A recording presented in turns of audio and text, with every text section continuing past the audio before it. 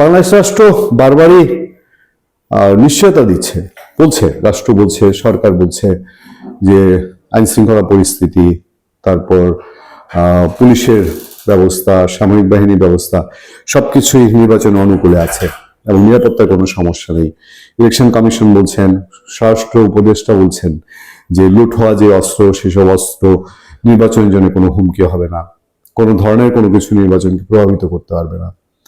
এর মধ্যে বিচ্ছিন্ন যে ঘটনাগুলো ঘটেছে, আমি বিচ্ছিন্ন বলছি এই কারণে যে এটা পুরো নির্বাচনী প্রক্রিয়া কোনো প্রভাব এখন পর্যন্ত ফেলেনি। ধরেন যে নারায়ণগঞ্জ 4 আসনের বিএনপি সদস্য তিনি সরে গেছিলেন যে নিরাপত্তার অভাব, নিরাপত্তাজনিত সমস্যা, ধরে নিলাম তার ব্যক্তিগত সারাউন্ডিং এ প্রবলেম ছিল।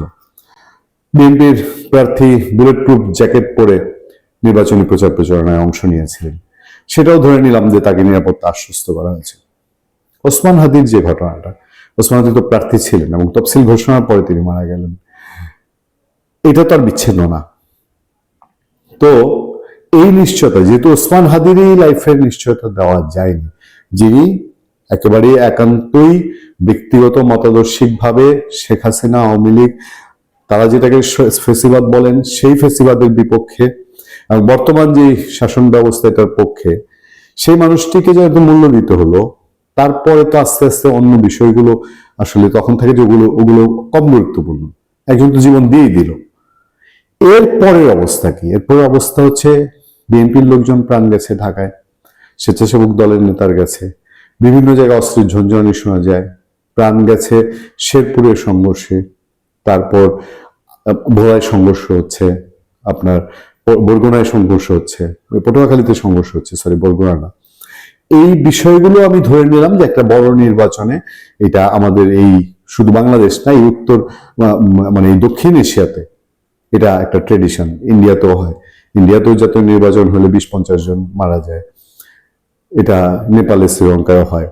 সেসব ধরলে পরেও নির্বাচনের মাত্র 1 সপ্তাহ আগে যখন এই ধরনের খবর পাওয়া যায়, এবং কোথায়, সেটা হচ্ছে যেটাকে বলা হয় বিএনপির ঘাঁটি, জামাত এখন সেখানে নিঃশ্বাস ফেলছে, চ্যালেঞ্জ জানাচ্ছে, সেইখানে বগুড়া 2 এবং এটা গুরুত্বপূর্ণ আলোচিত আসন, নিরাপত্তার শঙ্কায় নির্বাচন বর্জন করলেন সাবেক এমপি জিন্নাহ।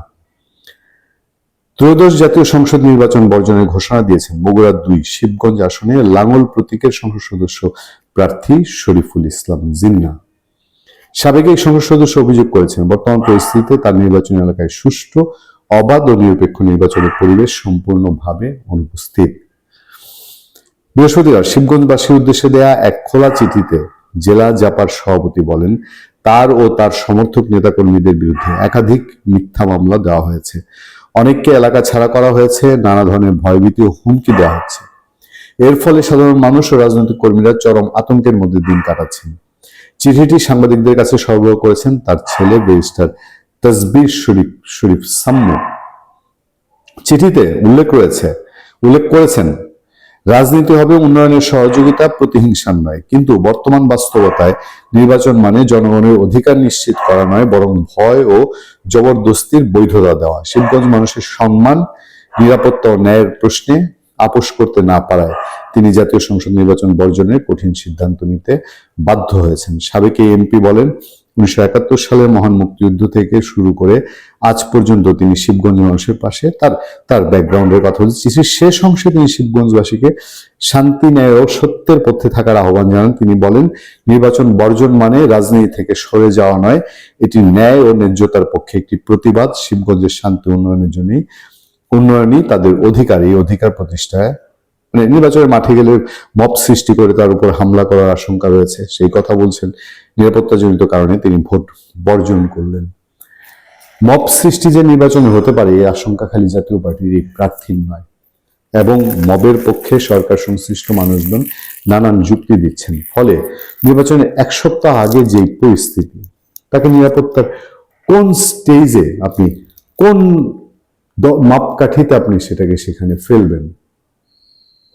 ভালো থাকবেন, সুস্থ থাকবেন। আপনাদের সাথে আমি আতিক রহমান, পূর্ণিয়া।